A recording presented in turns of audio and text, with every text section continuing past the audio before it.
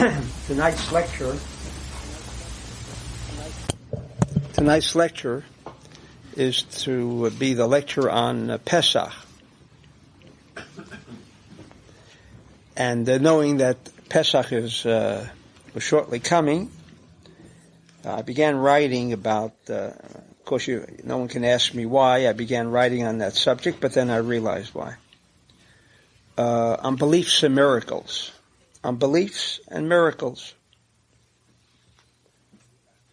And I realized that those are the two words that have been totally corrupted in the past 2,000 years.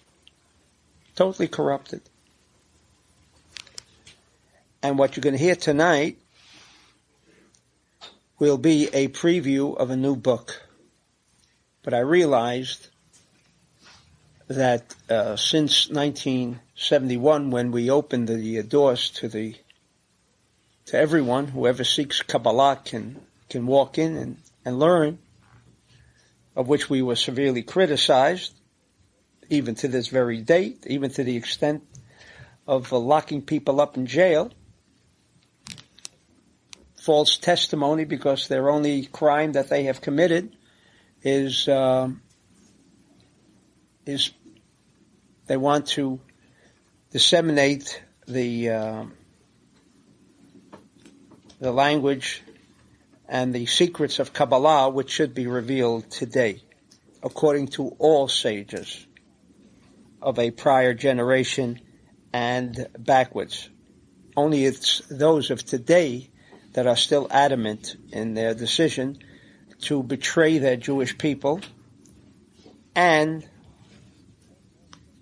permit all of us to remain with our problems forever.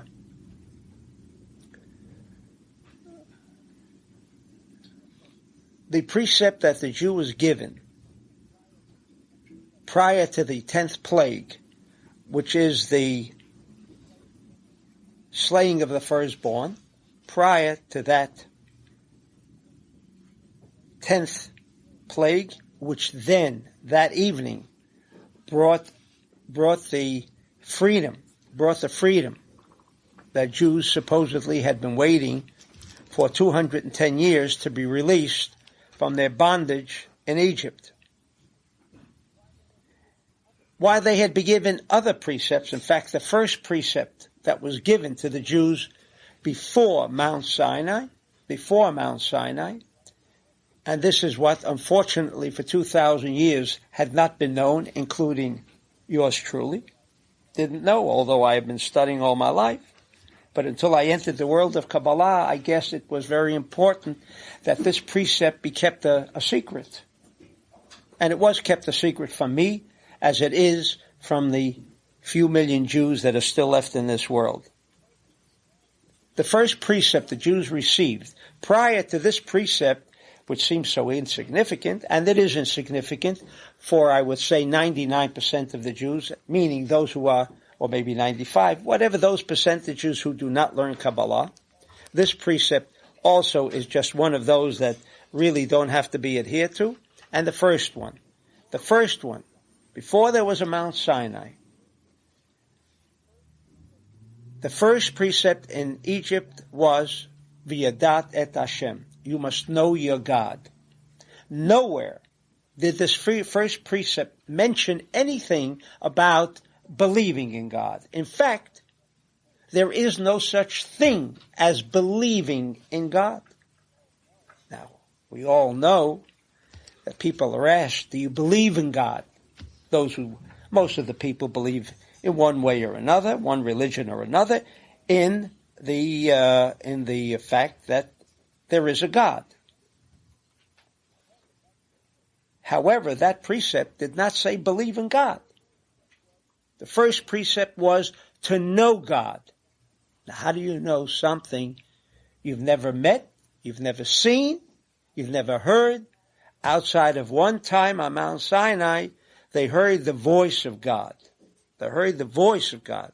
Never saw God. In fact, Moses, who pleaded with God to permit him to see God, said, only those who see me shall perish. And therefore, No one can see my face while he exists in this corporeal body. So we're asked to believe in someone. In fact, the word belief, as you have heard many times in the classes, means I'm not sure. I believe. You don't say I know. I believe it is so, indicating that you are not 100% sure. But you believe that way. You have an opinion. I believe this way. It could be another way, but I believe this way. Therefore, the first precept was to know God. And says the Zohar right there in discussing this first precept in Egypt, to know God means to connect with God. We will never know who God is. In fact, even if we connect with God, the only way we will know if there is God or not is like it says in Malachi, that when you have the blessing of God, you will know there is a God.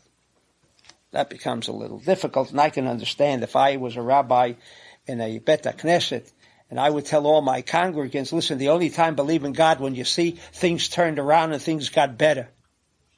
Well, if we just look at 2,000 years of Jewish history, we kind of see the reverse. That means the rabbi would almost be saying to his congregant, listen, I'm not going to fool you, neither am I going to fool myself. I know how much trouble I have in my own life, and here I'm going to try to tell you that the only way that you can begin to know if God is there, if things really go well for you. If you have no uncertainty in your life, if you're not sure about tomorrow, then of course you live in anxiety. That's not a connection with God.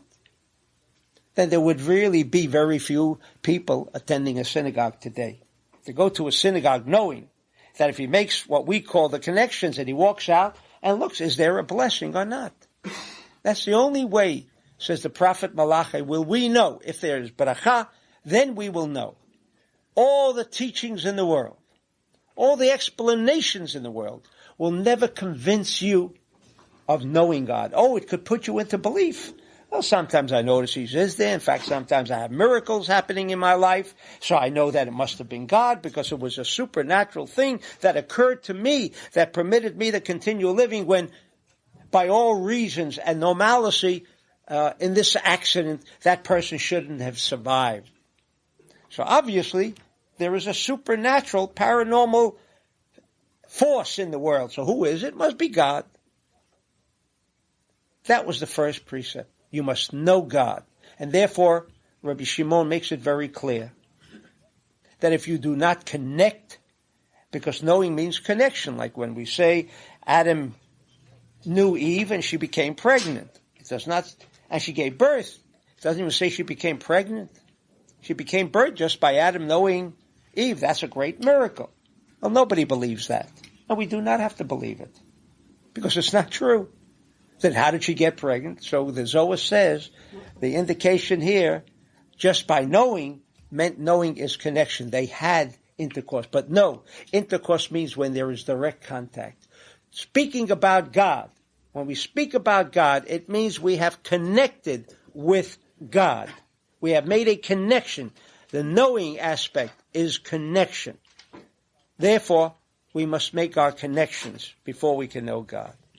Then we have the second precept, which says HaChodesh in chapter 12, verse 2, and it says, this month, the month of Nisan, this month that we're approaching on Shabbat, this month is known as Rosh Chadashim Rishon Hu Lachem, L'Chodshei Hashanah. This month shall be considered the first month of the year for all of the other 12 months. And I'm sure many of you already have read Star Connection, the corruption of Jews for 2,000 years, and thinking Rosh Hashanah was the new year.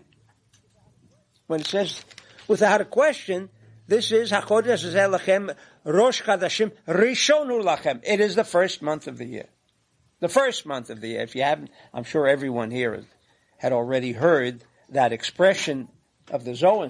And in fact, to put a little more fire, a little more flame, I should say, on the fire, you know that Rosh Hashanah is the 7th month of the year, not the first. So if there is anyone who ever mentions that Rosh Hashanah is the new year, then you know it's the 7th month, and it clearly says so in Parshat Pinchas, that Rosh Hashanah is the 7th month of the year. And I'm not here tonight to clarify that, because it has been already clarified on tapes and so on, because that's not the purpose of this evening's lecture. However, this is the first month. This is the top of the month. This is the seed of the month for all year. The seed. Seed for what? Seed for what? Seed for what? But it does say clearly, this is the first month and is the head, meaning Rosh, which means the seed, where all thoughts are formulated, where all thoughts originate, where from these origins comes future manifestations. This is the month. Now, if you think you're ever going to do anything with your life, you'd better do it this month. And so while on tapes and the books that are written and other marathons that we provide, all of these are going to give you the tools. But if you do not understand where your consciousness must also be at the same time, then I'm sorry to say, with all of the wonderful and really enlightening tools that we provide about the Seder, and as you all know, the idea of a family gathering on Pesach has so destroyed any opportunity for Jews to move out of the clutches of anti-Semites, as the expression goes, or other problems that Jews particularly suffer. This is your month. This is your month. There is no other month. Yes, the rest of the year, it's like medical research. If you change things within the fetus, it's a lot easier. But then once whatever had been contained within the fetus ultimately develops and becomes manifest, it becomes a little more difficult at that time. So we're operating on a seed level here, and that's where we can really make changes. During the year, it's with difficulty, extreme difficulty, that we can alter and change the cassette that is established this month. And that's why, by and within itself, Passover is a very important holiday. Very important holiday. Briefly, just not to leave you hanging in the dark, concerning Rosh Hashanah, all that does is whether you're going to live or not live for the next 12 months. But how that life is formulated is going to take place and going to be executed during this month. And I'll explain just exactly what I mean by that. But that's the difference between Rosh Hashanah. Rosh Hashanah is just an opportunity for us to be certain that even though the cards are stacked against us because of our negative activity that we had placed within ourselves and within the cosmos the past year, we can alter that cassette, and therefore, where we should have not received life for one more year, we can alter that and receive life for another year. But how that life becomes manifested, that we can be a prisoner in our own home. We can have fear throughout the year, justifiable fear, in fact, cannot be altered on Rosh Hashanah. Cannot be altered on Rosh Hashanah. This is the time that it will and can be altered. This is the significance of this month. It is the seed of the entire year. Now, what is this month about? What is it about? This month, of course, contains Passover. As you already know from the tapes and Kabbalah Connection, the Jews were extremely unhappy to have ever left Egypt. That theme weaves itself right through the Torah, always complaining to Moses, why did you take us out of such a wonderful land? Why did you take us to the wilderness where you thought maybe there weren't enough graves in Egypt for us to be buried? So you brought us here so we'd have more cemetery space, like here in the metropolitan area. There's a lack of cemetery place, so you thought you took us out for that reason. No time did they ever forget the wonderful food and restaurants that existed in Egypt, and constantly complaining, when do we go back? So that myth and corruption about Passover, the Jews received their freedom. What freedom? From bondage, from slavery. Make no mistake, the Torah tells you right through Exodus, right through Numbers, constantly complaining with a desire to return. So what is this month? What is the freedom? What is that freedom? What that freedom is, I shall explain this evening. How to connect with that force and power called freedom is Pesach, Passover. There you will have to resort to the tapes and whatever other information we provide you as how to connect. And I can tell you, if you're only connecting with a family dinner, I'm not asking you not to enjoy yourself, but do not at least enter with the innocence that you have accomplished anything. In fact, if there is no one there who is in-tuned into the consciousness of what Passover is about, you've lost a wonderful opportunity, and never go back to God and say, God, why do bad things happen to good people? You shall shortly learn how that's the expression that tonight we will do away with. Just a side thought that I realized that if just the last few months that I have been concentrating in this area, I said it's almost like it was the cart leading the horse. Because I realized after 20 years, and even those who have studied here in the mornings, which is very extensive, which is here about 7 years, and in Israel since 1976, where there were extensive studies by me personally conducting these various courses, I realized that very few got the message. They got the tools, but didn't know what to do with the tools. They had all the information, how to use the tools, but they didn't understand that they were to be a participant.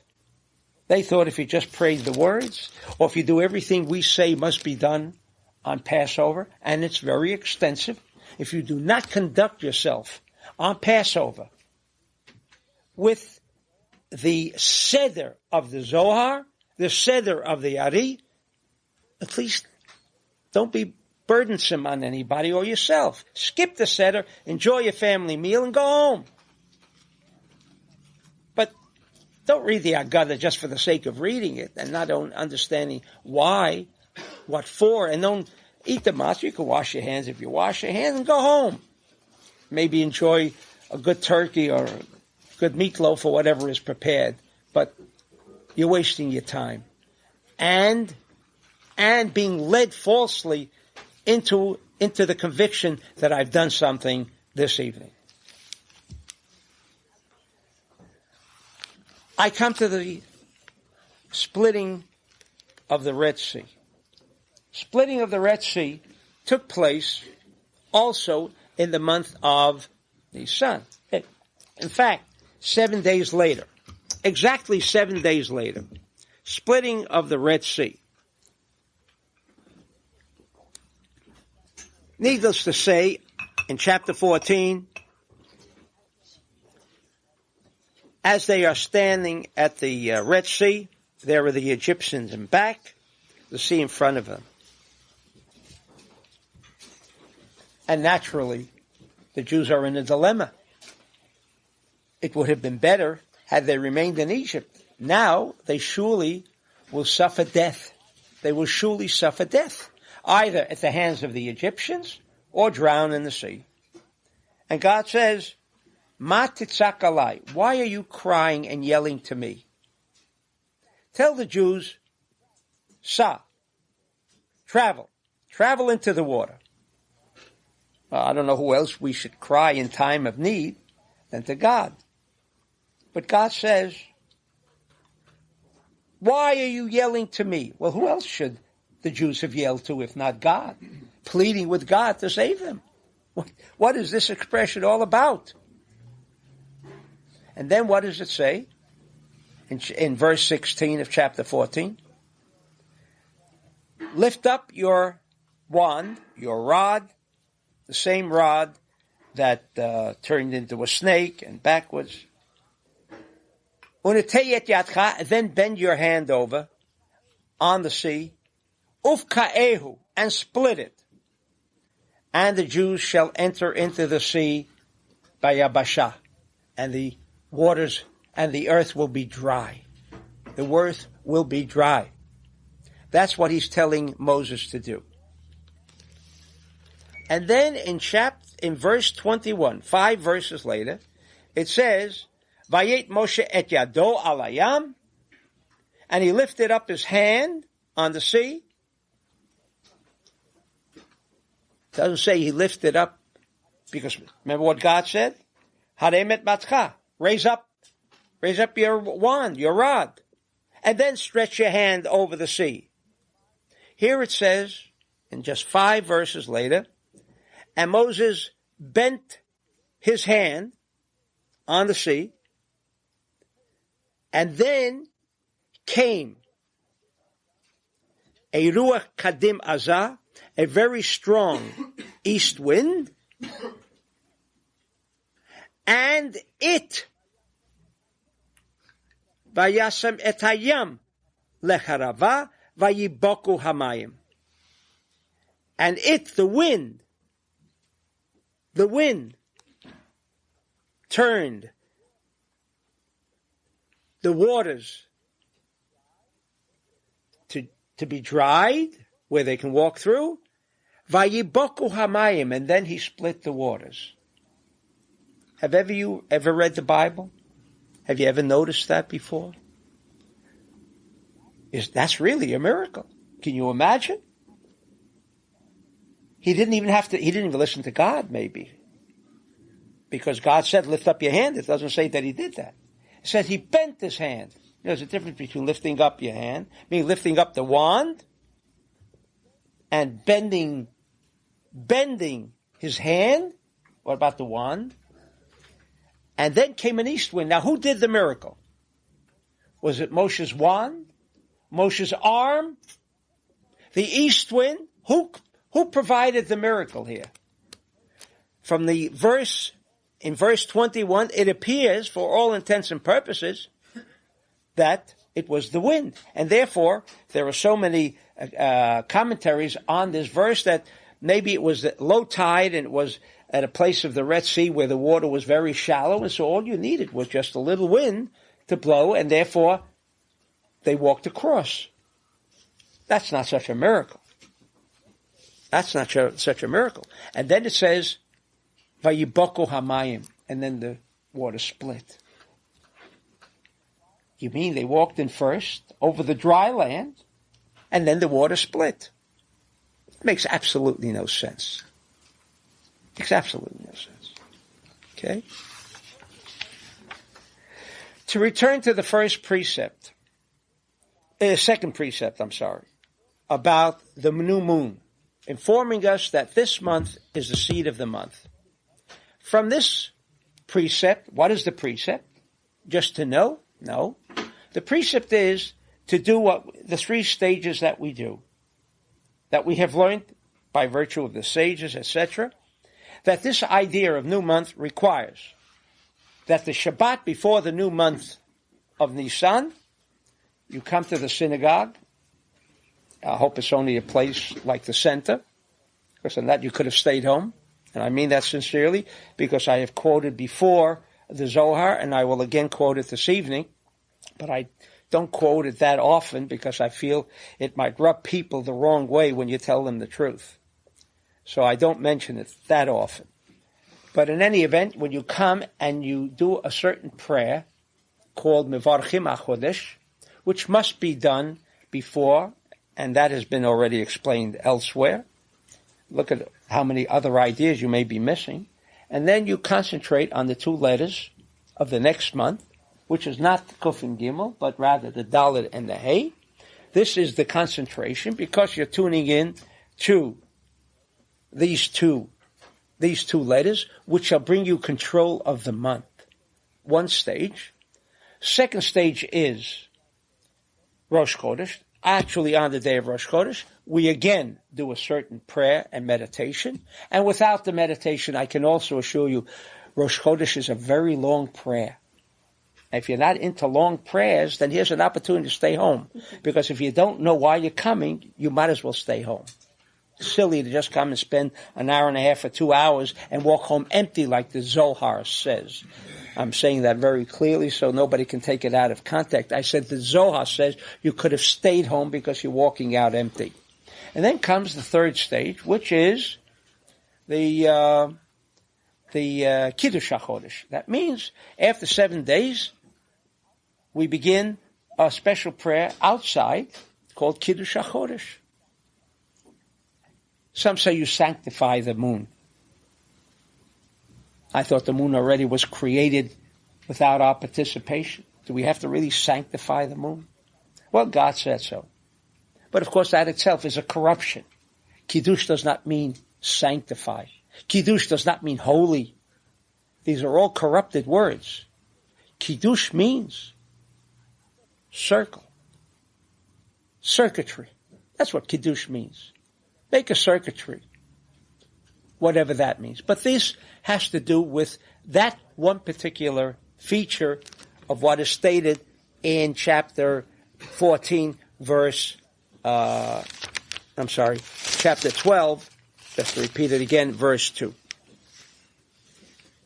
Kiddush HaChodesh. Kiddush HaChodesh. That must be done equally as well as we have already learned, and everyone here, I'm sure, understands and appreciates the idea that what we are doing with these three aspects concerning the new month is to take control of the new month. That the new month does not govern us as robotic consciousness, but rather we, through our connection and through a circuitry with the moon, can establish our rulership over the moon rather than, as was established in the beginning of creation, that the moon would rule at night. This is the aspect of the Red Sea. These will be three highlights. And now we come to another very important section, also in Beshalach and also in Exodus, chapter 17. When suddenly, and it wasn't suddenly, Amalek comes, and you all know what that means. Amalek, the enemy of Israel. The enemy of Israel. Incidentally, it doesn't happen to be non-Jews. And you know who they were. I think you heard, if whoever came on Shabbat heard who Amalek was. It was the Jew to himself. His worst own enemy. And he came to do war, do battle with the Jews. And Moshe tells Joshua, choose people to be part of your army, not to ask for volunteers. No volunteers. You choose them. And already it is explained by most of the commentators on the spot. Choose those who you know I mean for you to choose. And go out and fight with Amalek. And I will stand on top of this little mount,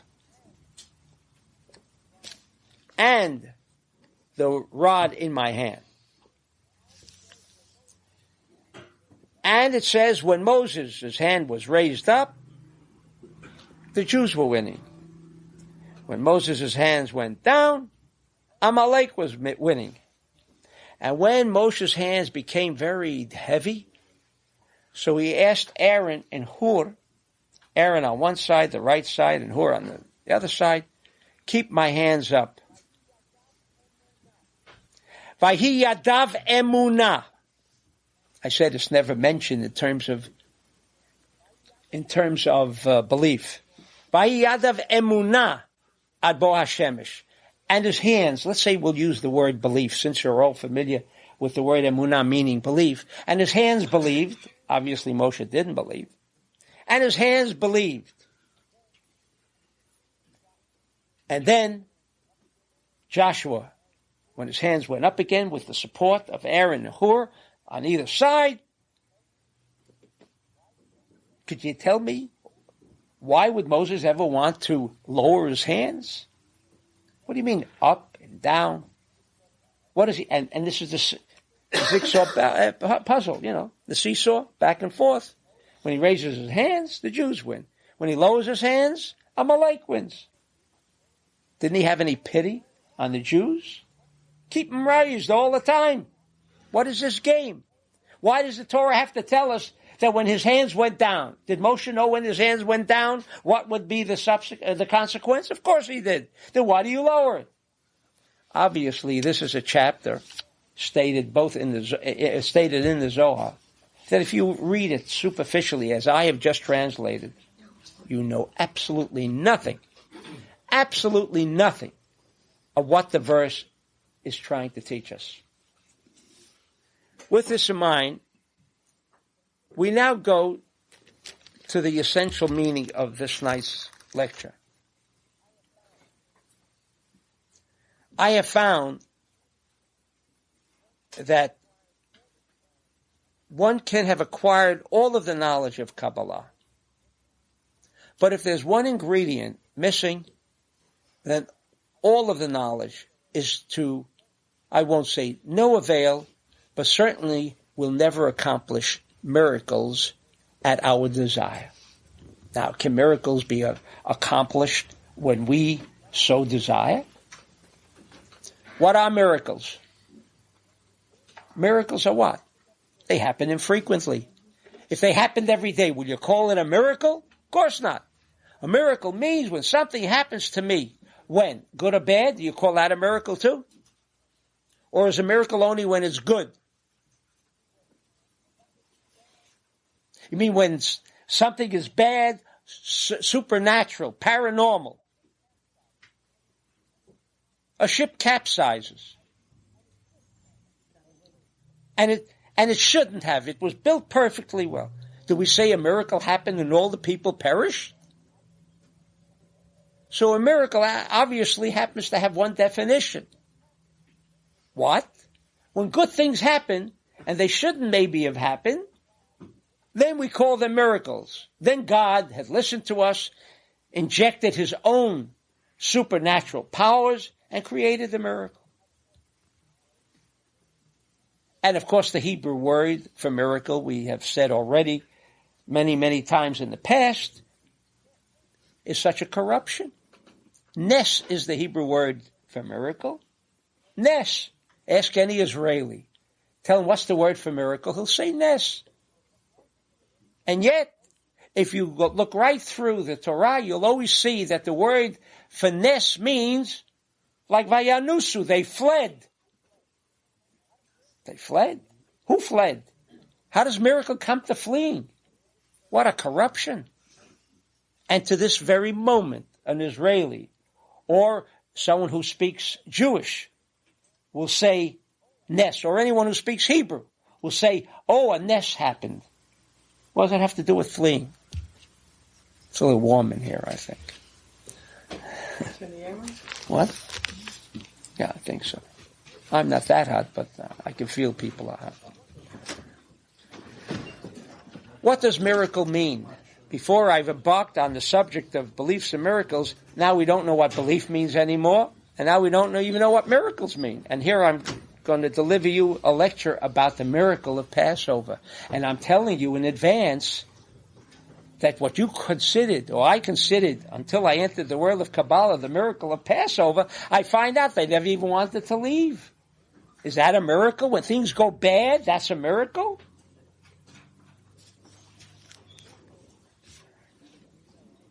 Therefore, we come to a Zohar in Pasha Truma. Pasha Truma. In this edition,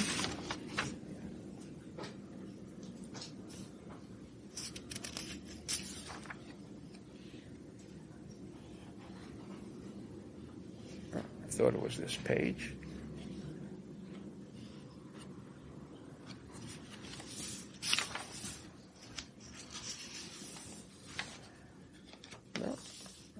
thought it was here.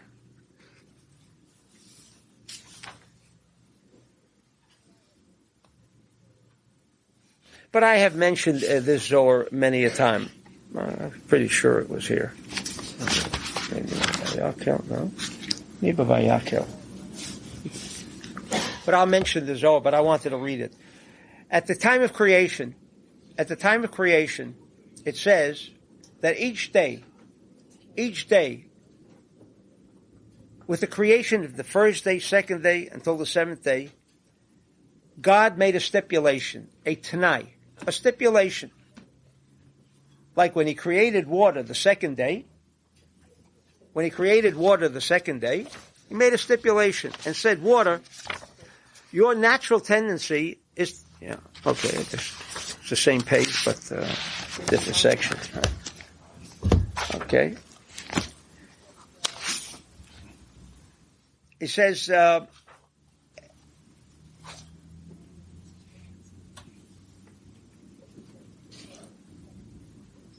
this is when the Zohar is discussing in Parshat Vayakel, which is volume 10 in the Zohar, page 23, discussing the idea of Jonah and the whale, etc.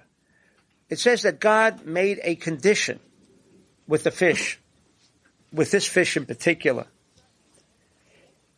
Hitna imahem, and he made a stipulation that when you have to, there will be a fish that must swallow up Jonah, keep him in his system for 3 days and 3 nights, and then thrust him out. He also made a stipulation when he created the heavens that when Elijah the prophet, will ascend into space,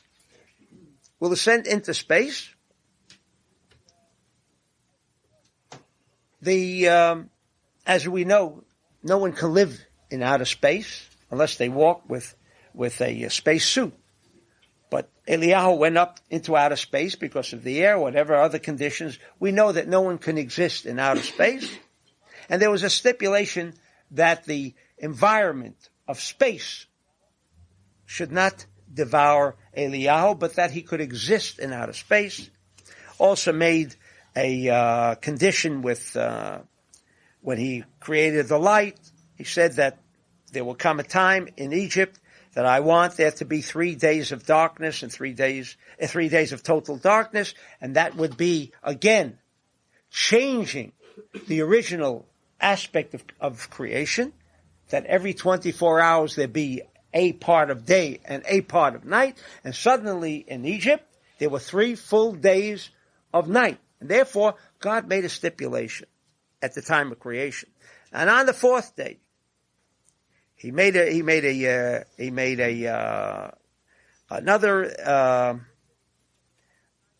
another condition at the time of creation, which he created. The 3rd day with the earth, that the earth must open up when the story of Korach, which I won't discuss now, happened, and that would be the condition, because the earth should not open up.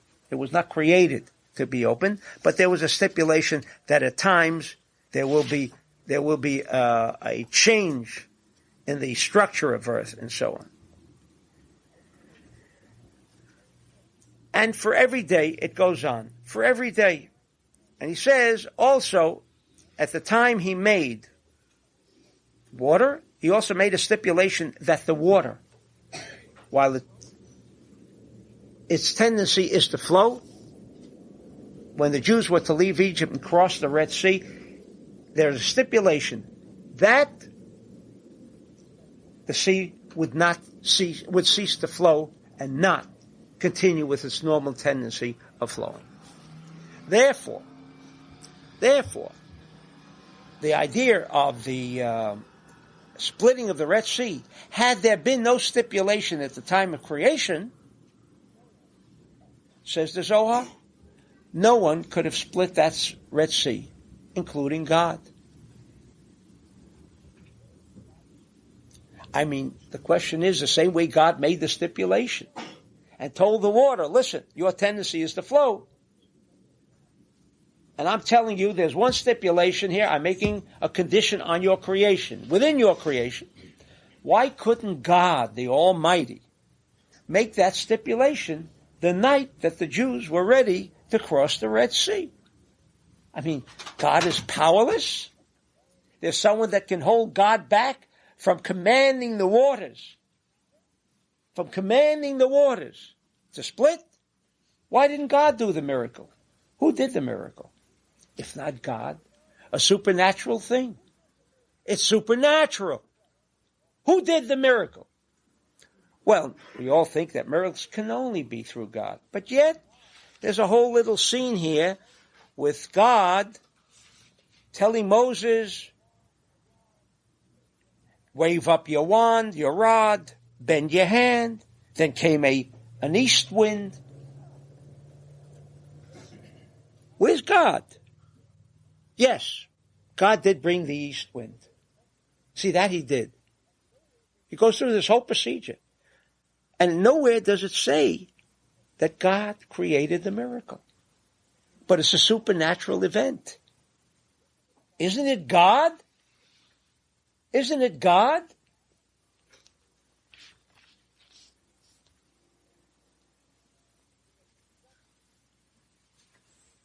In a discussion of miracles,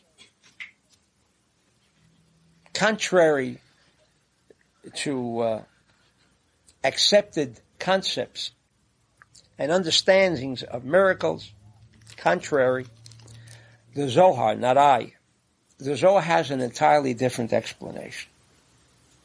An entirely different explanation.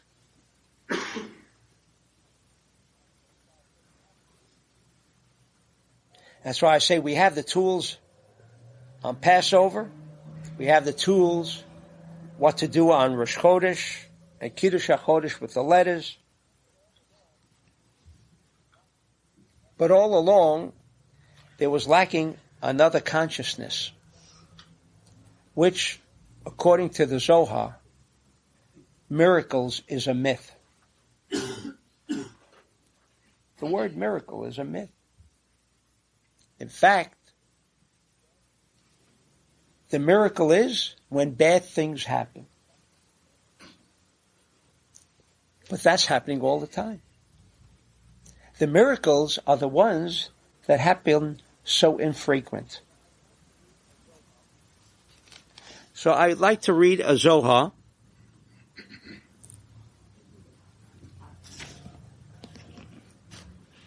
in Pashat Balak, a Zohar.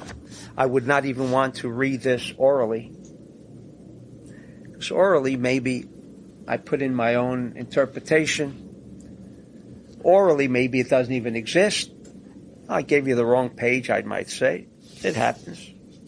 Although our chief editor, Roy, always goes over the references and does find sometimes that there are, unfortunately, mistakes in the references, meaning the printer or we put down the wrong page of the reference. Anyway, here's a story about Rabbi Pinchas. And the heading of the chapter by Rabbi Ashlag is Lo'osen Niflaot Gedolot Levado.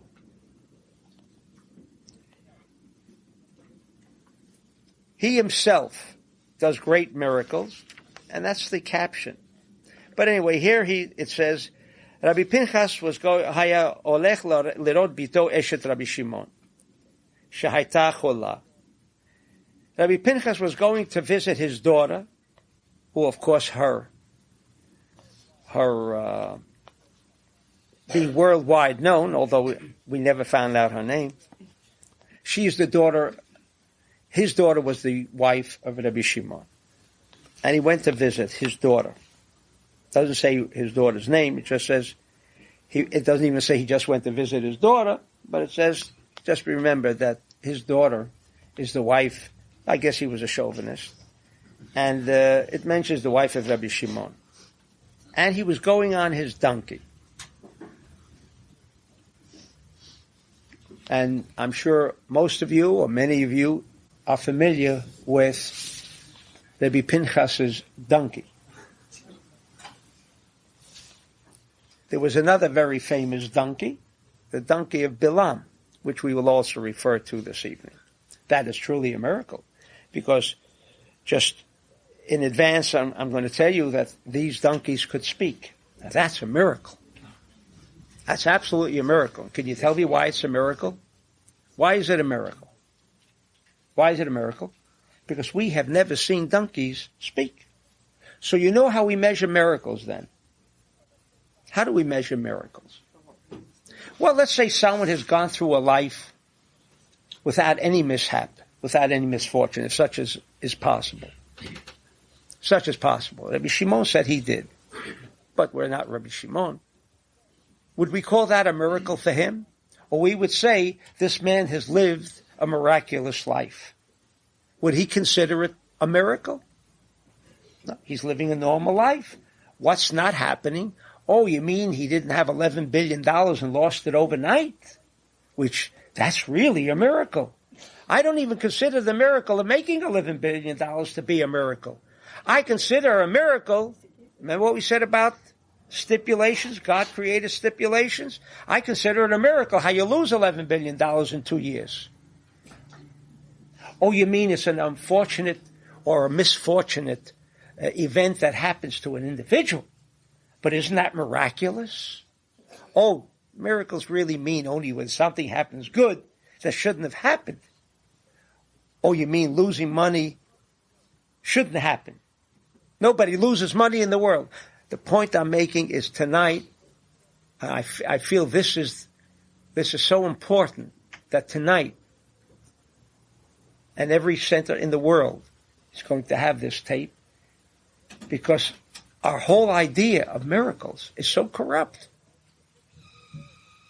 Whatever is bad can't be attributed to a miracle, because the preacher, the rabbi, or the Sufi in Islam, they all tell you what? A miracle is when things should have happened and some supernatural power called God came and changed it.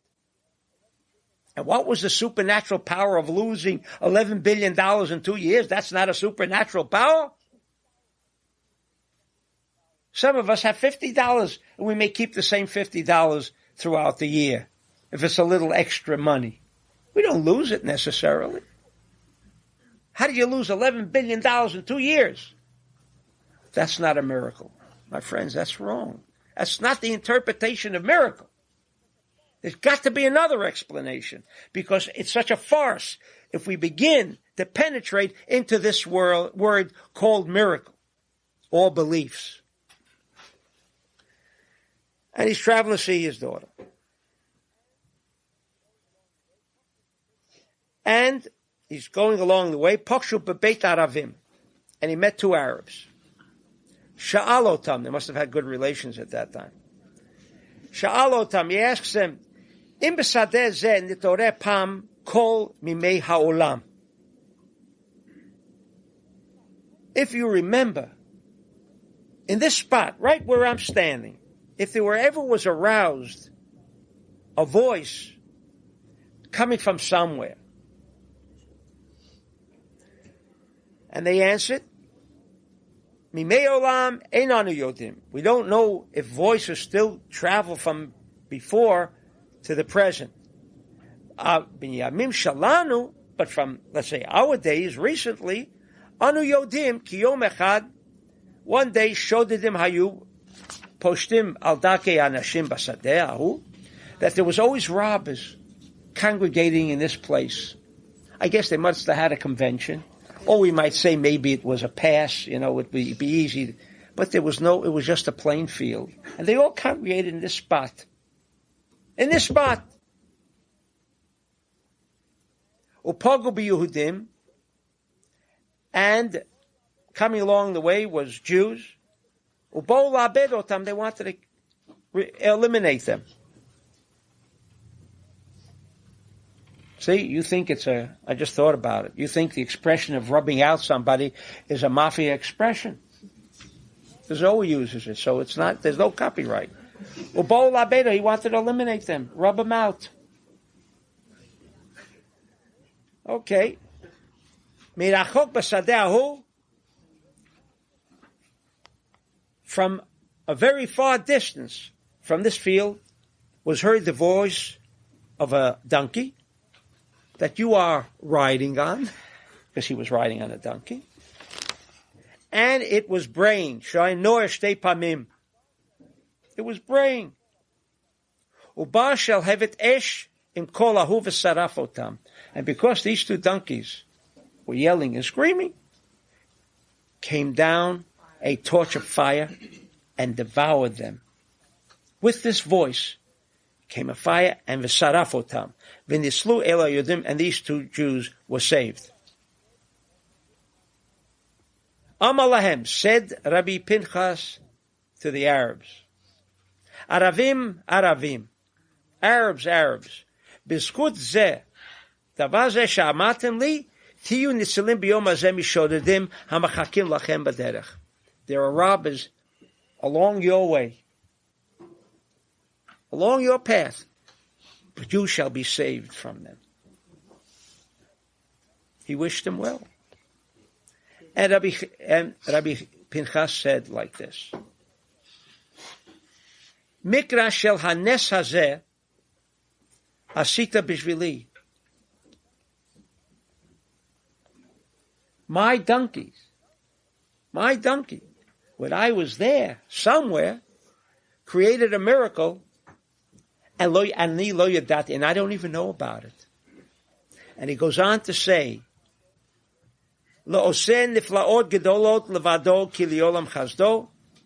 that God does miracles every day with every person. But we don't know.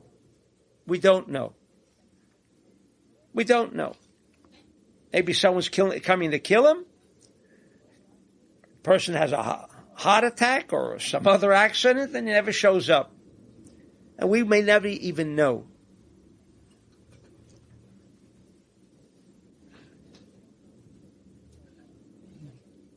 And he goes on, it's a lengthy Zohar, but he goes on to say that at the time of creation, the steps of this donkey, the steps were watched al pi Hashem. Where does it say al pi Hashem? Through God. And I turn now to the donkey of Bilam. When he began to beat, remember the donkey was pressing his feet against the wall, and the donkey saw God. And it's a story that is in chapter 22 of Numbers, Bamidbar, and he didn't want to go further, and he started beating him. Vayiftach Hashem et pi ha'aton, and God opened up the mouth of the donkey, and he spoke to him. Says the Zohar here in this Pashat Balak,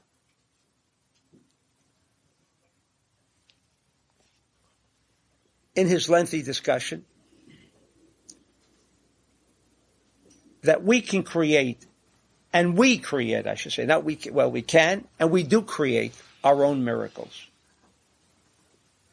But all you have to do is create your miracle. So what's so difficult? Say, God, listen, I need a miracle now. I just lost $11 billion. Now give it back to me. That would be a nice miracle. Or someone who has, God forbid, a serious illness. God, take it away. Things of that nature don't happen. Therefore, miracles don't happen all the time.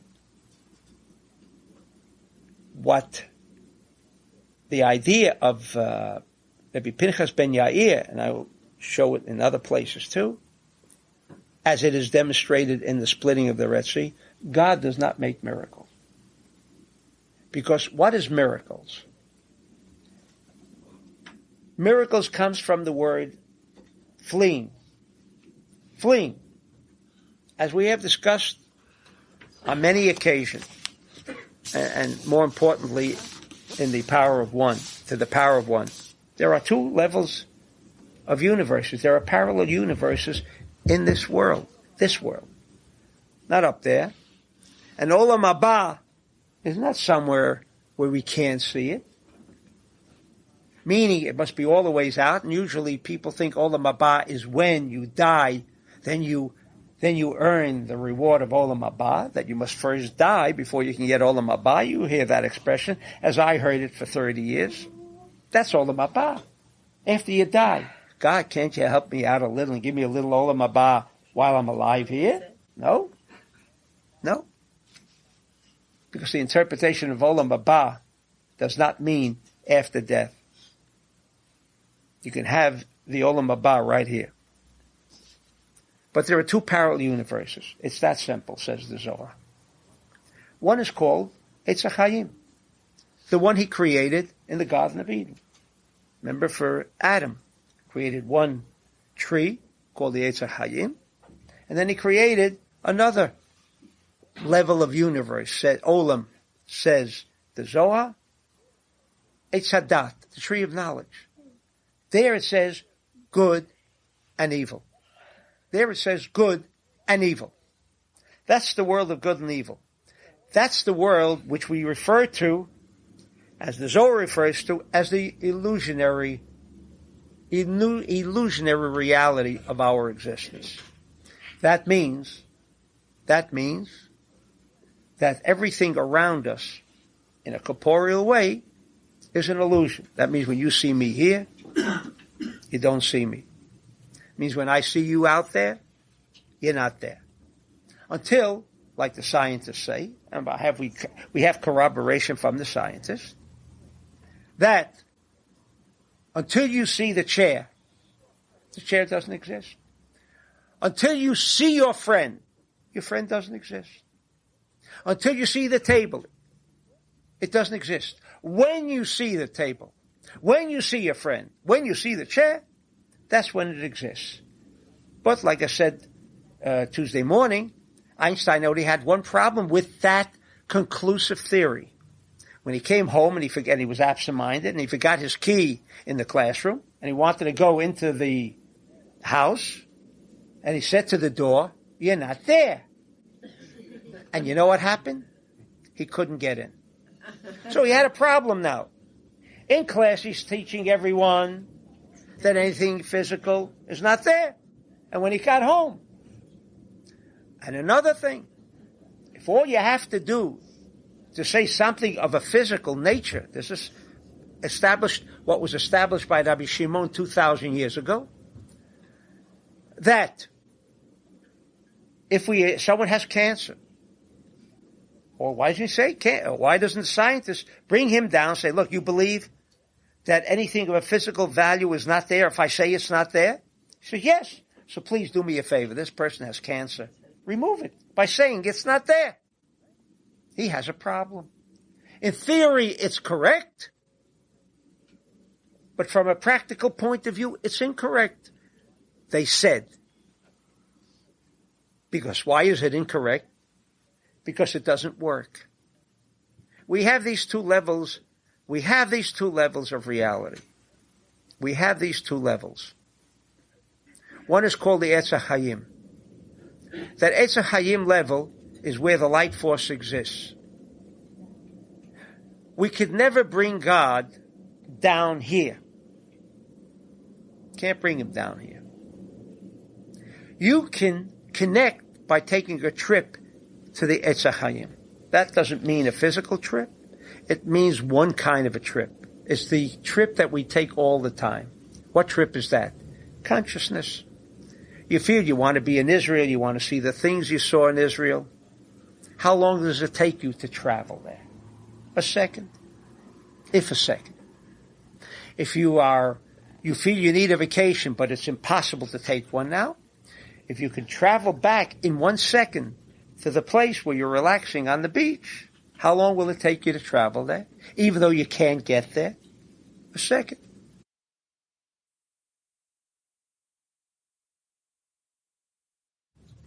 Some people even consider consciousness the most important aspect of us. In other words, when I lift my hand, it wasn't the hand that really went up by itself, but maybe some unconscious thought move the hand up. Or maybe some of you believe that the hand moves up and down by itself. That's possible. And we're not here to disagree.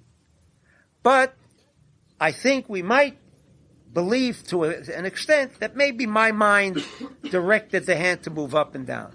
And the mind, as we know, scientists have no idea what that is. They all admit to that.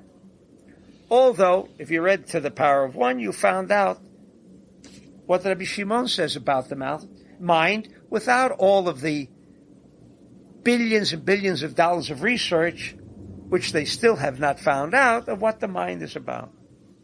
The mind. There is only one feature that can connect with the Etz HaChaim all the time. But I must also have letters. I must also have a seder on Pesach. I must also have a sukkah to permit the physical reality to participate in the normal living reality of what we call good miracles, called the Etz HaChaim. We must have that consciousness, number one, that there is a place that does not know of misfortune. That's called the Etz HaChaim. I'm not here to tell you this evening that you must accept this principle. But I'm telling you, since I know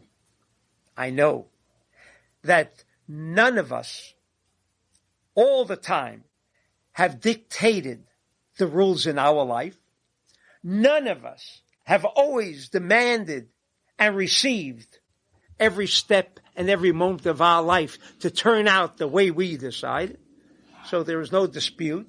And maybe we ought to finally let go, surrender,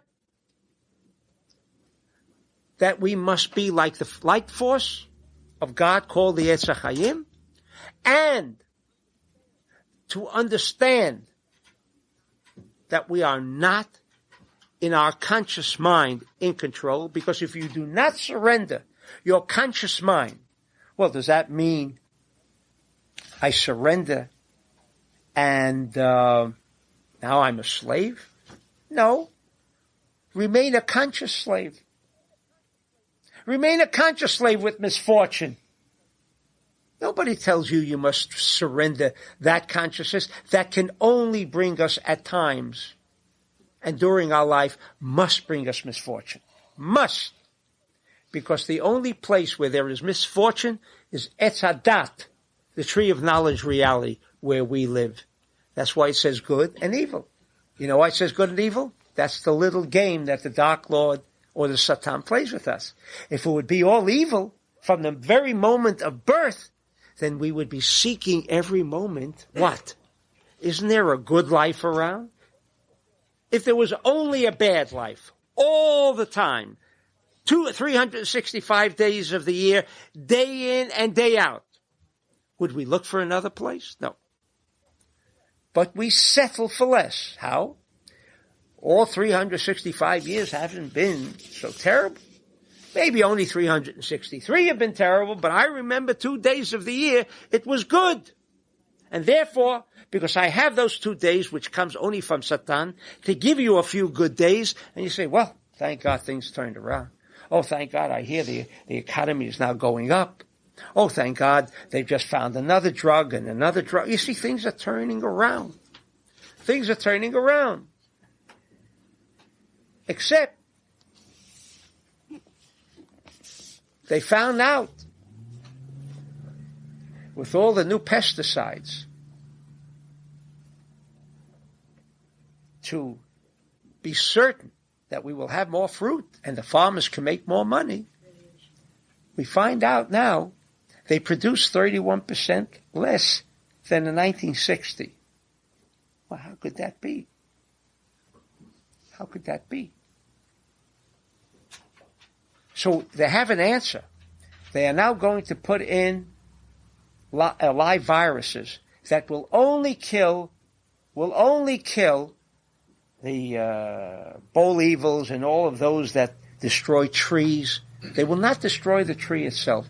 And they're sure, I'm certain they're sure, because they've got at least 2,000 years of experience of what that new remedy for our, of course, we're not talking about the dangers of the harmful effects and the toxic wastes of all these pesticides. I mean, that was the first reward. But you see, they tell us how pesticides in the beginning was such a wonderful thing. It is a salvation. And we never surrender. We always remain with our consciousness, the brilliant one. And where does it lead us? Into believing people who promise nothing. Yet, when the Torah, with the Zohar, says, I've created for you here, in this life, good and evil, but I've also created for you, a world called Etz HaChaim, where if you can escape, vayanusu, run away, flee from this world, and say to yourself, look, 4% consciousness, and that's all it is. We thank our psychiatrists through many, many years of research and many, many billions and trillions of dollars who have finally come to the conclusion that we really only use between 4 and 6% of our brain. Well, now what about the other 94? Don't worry about it. As long as you got 4%, you'll be all right. That 4% is the evil that we must surrender. But if I surrender my total consciousness and say, I want the consciousness of the light to be my guide. I am a robot, totally. But I can't expect everyone to agree to that, because 4% still makes me feel like I'm in control. Isn't that what consciousness of 4% does? You're always on the plateau of good. But yet the Torah says, no, it's not always going to be good. And then maybe even of us once in a while experience some misfortune. I wouldn't say every day, but some of us sometimes experience misfortune. Here is a world that has no misfortune. Here is a world that doesn't say, I'll give you 364 years, 4 days of misery, and 1 day of happiness. I'll give you 365 days of happiness. But you have to surrender. What are we, a cult over here? Now we know that the research center of Kabbalah is a cult. See? Asking you to surrender your mind. I said surrender your 4% consciousness. Surrender your 4% consciousness. And then, free will says what? What are the stipulations? What are the stipulations? No more thinking? No. The first rule is, know your God. Become educated. Know what the Kabbalah says. You've got to restrict a little. You want to be like the light force of God? You've got to act like the light force of God. Now you're going to be a conscious human being. Because in the 4%, you're totally robotic. But totally robotic. And there you must fall into misfortune as the few in-between moments of happiness. Nothing can we achieve in this world that is lasting, that is full of certainty, that is free of ill health, that is free of financial crisis, except the Etz HaChaim level of reality. And all that you have learned contributes, that education contributes on how you can reach the tree of life reality. But the only thing I have always and never spoke about, only until recently, is the idea that we must connect with the consciousness of our 94%, which is really the Etz HaChaim level. So I'm not even asking you to surrender your consciousness, not because you'll have to use your consciousness every day of your life to know when you shouldn't steal. You'll have your consciousness there, don't worry. For doing anything negative, you can't surrender your consciousness. You can surrender your consciousness to steal, to eat bad food, how to ruin relationships. That is what the Zohar asks us to surrender. Not such a bad thing in asking us to surrender. But all of the knowledge that we have, Baruch Hashem, disseminated since we opened up the research center to all peoples who just seek the knowledge. But I realize that if we do not Ask. Forget about thinking of it all the time. But at every moment say, I'm going to do something good and I think it'll work out. Don't say anymore, I won't think. I think it'll work out or I won't. Then you're back, where? To your 4% consciousness that you don't want to surrender. And if you don't surrender it, forget it. Nothing is going to help. Because you don't want to leave go of the tree of knowledge. I'm asking you to leave go. And not anymore say, things are going down. Looks real bad. Stop saying real bad. Is that a surrender? Yes. Surrender to saying things are going bad. Stop with the 4% that tells you constantly how things are bad. And when things happen that don't seem to be something of good fortune, I told you, light, I've been doing everything you asked me, and there you are. The only time a little misfortune can occur is for only one reason. If you want to surrender that and pick up your 4% again. Say, see, God, I thought you were here all the time. I asked you to be here all the time. Where are you now? Where are you now when I need you? And God says, I'm testing you. Go back to Alti second. That's right. In fact, I wasn't sure how I was going to answer that one. Alti Tzakalai, don't yell at me. Don't ask me for my help. Well, who else should I ask? Who else should I ask? Go ask your brain. I don't want your brain. Don't yell at me. You can make the miracle happen. But the moment it goes a little different, like the Jew. Remember, he came to the Red Sea. Things were rough. He said, be quiet. Don't put your negativity into it, saying, we're lost. Let's go back to Egypt quickly. We don't want to miss those good restaurants. Then you don't believe. Actually, you don't know of the existence of the Eitz HaChaim level. Because in the Eitz HaChaim level, there could be no misfortune. There can be no mishaps in that level. Run to that level is what we are always being told. Run to it. Run towards it.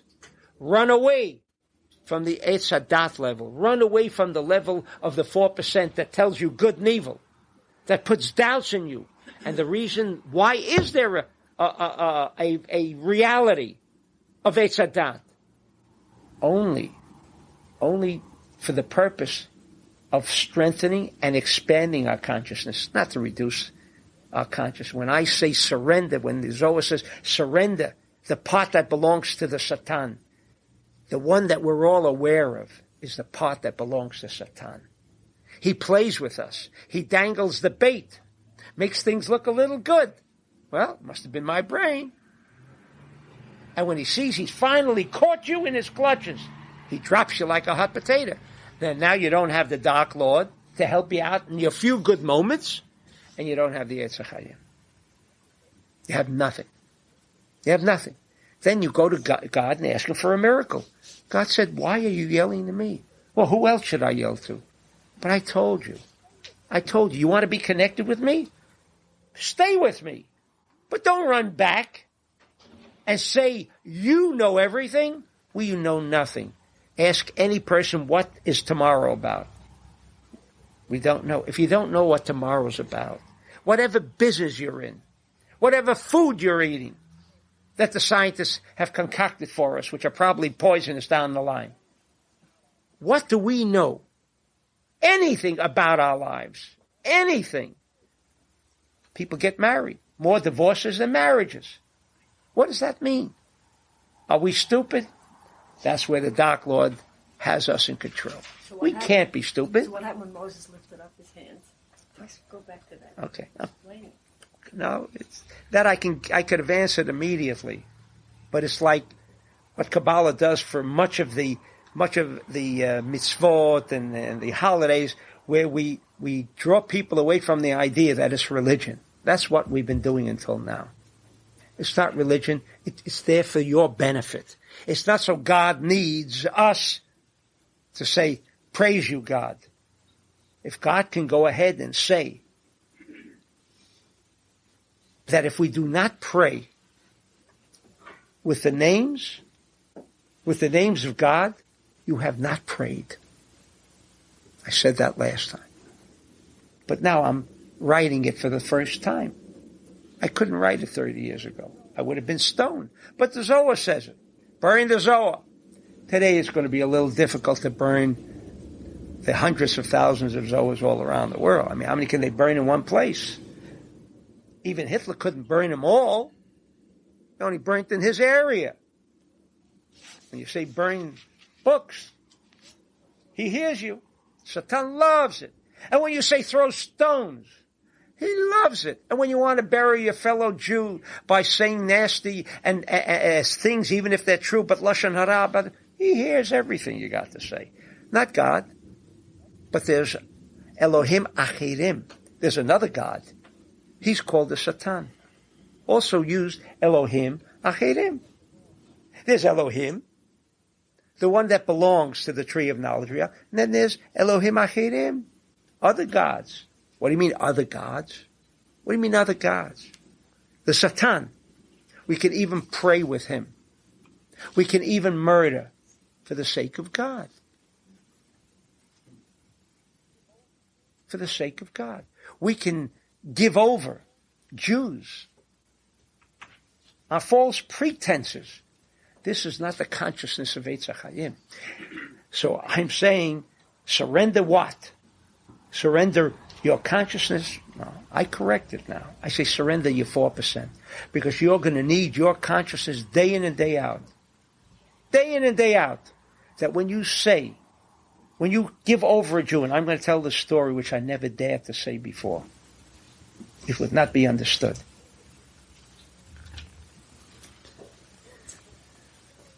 And because more important than just giving you more information, you've got all the information you need, but it's not happening. I don't see it happening. I don't see people telling me every day a miracle happened. Every day I don't hear it. Once in a while they come and tell me a miracle. What happened in between? I don't hear the miracles in between. Why not in between? Because once you've ran away from this level, you ran there. And your ego, which is your 4%, that's all it is, tells you that you're in control, how stupid we are. And I see people haven't lifted their consciousness. They're still operating with all the knowledge they've acquired from Kabbalah with the 4% consciousness. 4%! How could that be? How could that be in the realm of God? How could you even call that a consciousness? We need the 94% consciousness. We know what that is. That's when the Torah says you cannot deliver a person. And it has happened to us. People have delivered us to the police. Even in the case of Buenos Aires that I know you all have heard. Taking 3 boys of ours who are setting up a center in Buenos Aires, which is going assimilation. There used to be 700,000, now they're down to 300,000. 400,000 have assimilated. So they're doing a crummy job out there. The rabbis. I do a weekly broadcast in Canada. They're calling up and saying, why do I hate the Orthodox Jews? I never mentioned the word Orthodox. I don't mention it here either. I say, if rabbis can take these 3 boys and tip the police that they blew up the embassy and were arrested by the SWAT team, you know what I mean? When you've got the terrorists there, you know what terrorists are? If you don't walk in with a SWAT team, you know, you yourself are in danger. Walked in with 20 police with machine guns, all ready to be fired, and arrested our 3 boys, Purim in the morning. This is a story that I never wanted to say. I think the time has come. An iguna is a woman that we don't know if her husband died. It's a Jewish law, and I won't go into the full ramifications of it, but just tell you this is the law. If a husband went out and didn't return, just walked out, we know what happens, never returns again. She cannot remarry. I don't want to go into any particulars or any of the rules and so on, but I'm just saying that's the out-and-out rule. Unless one witness can testify, and that's enough, by the way, that he knows he's dead. In fact, there was a recent case that we were involved with. A man, very religious man, vanished. And took about 6 months, but there was one member of the Jewish mafia who came forward and said that he was there present when they rubbed him out, and he will never be seen again. And on that basis, they gave her permission to marry. I said that for a reason. They came to this rabbi, the Maharshal. If anyone learned Talmud, he would know from the Maharshal. I believe he was the grandfather of the Ari HaKadosh. He's in the back of every section of the Talmud. A woman came and said she's an aguna. What can he do? He immediately wrote a heter iguna. Immediately gave her permission. Immediately. She came with the story, and immediately he wrote her permission to get married. Well, the rabbis raised their arms up and stormed. Rabbi, on what basis? Teach us. Maybe we'll learn how to do it. Maybe we wouldn't have to have so many unmarried women whose husbands had disappeared. Now they have every soldier in the Israeli army goes to war like David did. I'd never know why they didn't do that with a prenuptial agreement, which is stupid, but a precondition for a divorce. That if he goes out to the army, no one ever saw him die. Shut down in a plane. We still don't know if he died. Anyway, there is an advanced divorce decree granted before the marriage. That's what they do in Israel, so it's not such a terrible situation. Anyway, the rabbi, give us how did you know? You know, her husband didn't. He just disappeared. He says, "You will know after my death." Okay, he died. And they found an envelope, which said to be read after I die. In the letter, he said, "This person I know passed over a Jew to the police, and he was executed in prison. I killed that man." The Marshal killed him? Yeah. He was a great rabbi. What do I mean? The actions of giving over just... I once knew the Brooklyn district attorney. He said, "Rabbi, if I would prosecute all the letters I get from Williamsburg, I wouldn't have enough time in the day for 50 years to prosecute all those who are told they cheat on their income tax, they don't pay city taxes, and they do this and they do that and do this and do that." You can't do those things. We can't do those things. We cannot take justice into our own hands, as most times we do. This is a consciousness that we must flee from. This is the evil within us. Yes, that we must flee. If we can flee that, then you are in the level of Etz HaChaim. Then everything you have learned, and I do not say without the knowledge of Kabbalah can you achieve Etz HaChaim level. No, you cannot. But we can turn things around. I have seen it. With a consciousness to turn things around which were impossible to turn around. Impossible to turn around. And there are times that I'm not free to discuss this, where a Jew will not even want to turn around because he thinks he can do it. He can't believe in it. It's only God that can do it. And that is wrong, because God said, "Ma titzak alai." This month is the letter Hey. Well, this month is the letter Hey. And why is it that important? Briefly speaking, you know that Abraham and Sarah's names were changed by the letter Hey. enough to say that the letter Hey, and that's why this month is more significant in changing things around. But you must have the consciousness, you must have the knowledge. But without a consciousness or without the knowledge, forget it. You will exist and continue to live in the world of tree of knowledge, and then say, God, where were you when I needed you most? What Moshe wanted to show his about lifting up the hands and down the hands. All the questions I raised make this incident seem stupid, but that wasn't the idea. He's talking about the 3-column system, the consciousness of knowing of restriction, the consciousness of knowing how to connect with positive energy, the consciousness of knowing to be positive, the consciousness of when to know that you need. Need is not greed. When need is greed, it's bad. So you've got to be conscious of your left hand too. You have to support yourself. That's why we were brought down here with a body. So we must support ourselves. But does it mean we must support ourselves to the extent of greed, to the extent of stealing? No. So we need a conscience. That's what he was talking about. Right hand of Aaron, left hand of Hur, and Moses was a central column. That's what this was about. But that has to be manifested in a Joshua. You mean God couldn't take care of Amalek? But Amalek means safek, the uncertainty. It means Satan. That's all it means. You want to know how to wage war against Satan? Safek, which is Amalek. It's not a nation. So they defeated him. What happened?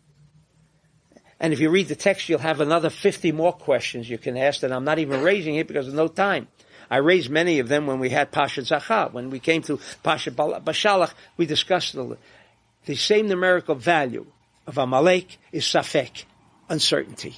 As long as you keep uncertainty in your mind, that's the first prerequisite. If you keep uncertainty in your mind, you're never going to make it. That's the guarantee of the Torah, not mine, and the guarantee of the Zohar, the way he explains this. To answer the multitude, the infinite number of questions that we can have if you read the Torah clearly. But who listens to the Torah as Parshat HaShavua?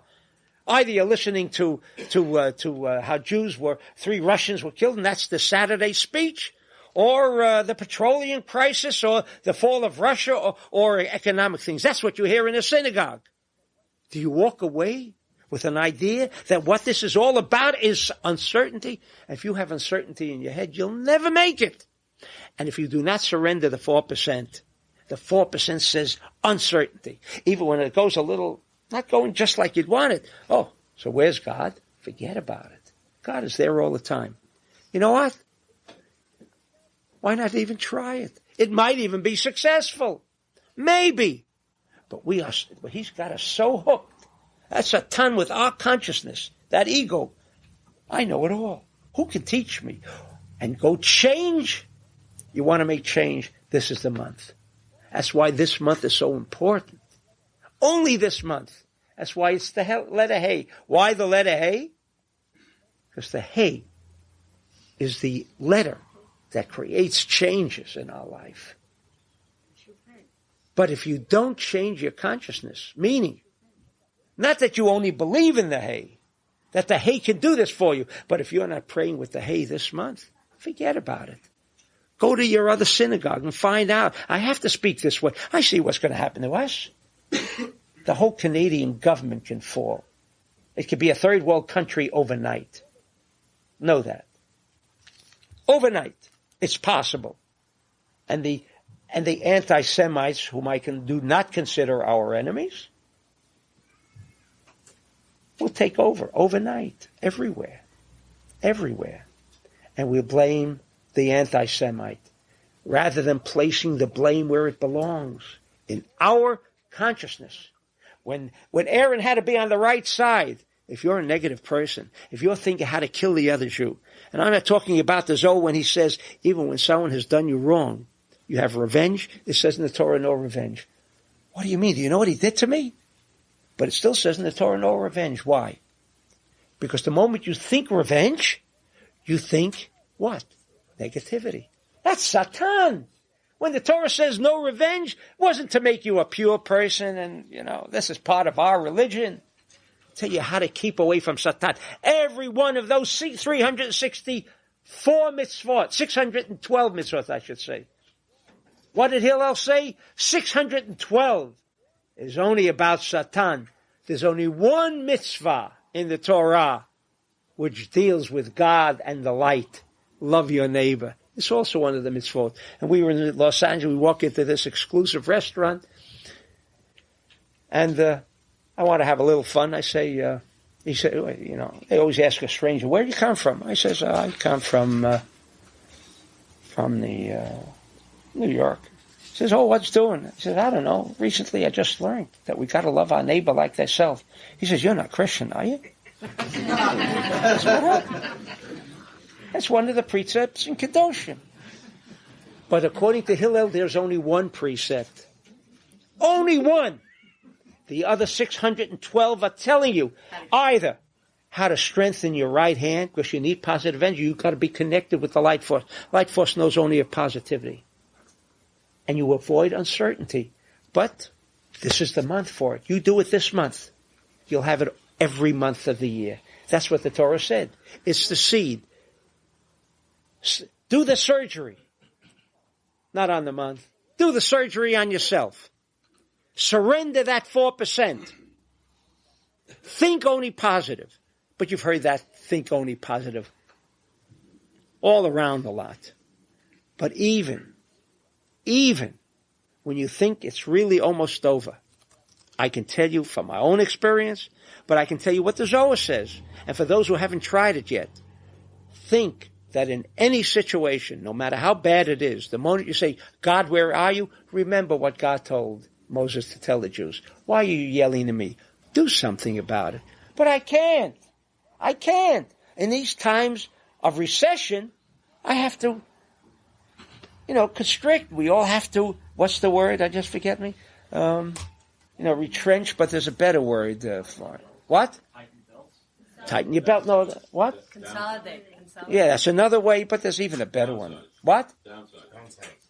Downside.